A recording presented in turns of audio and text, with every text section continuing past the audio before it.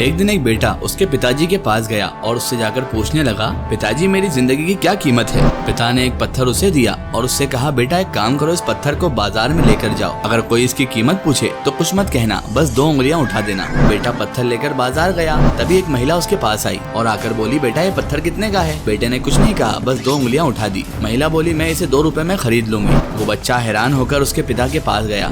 उसने कहा, पिताजी एक बूढ़ी औरत इसे 2 रुपए में खरीदना चाहती थी। अब पिता ने कहा, बेटा इस पत्थर को म्यूजियम में लेकर जाओ और वही काम करना जो इसके पहले किया है, यानी 2 उंगली उठा देना।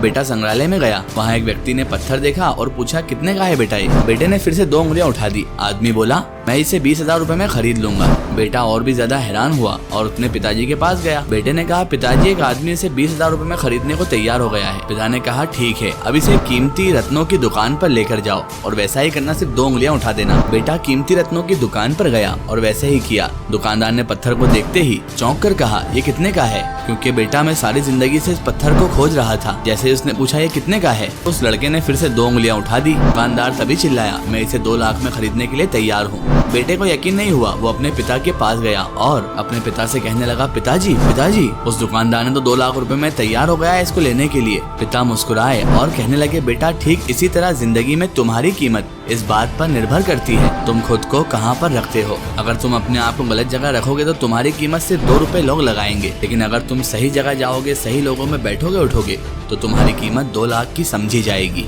आप इस बात से सहमत या नहीं, कमेंट में जरूर बताएं।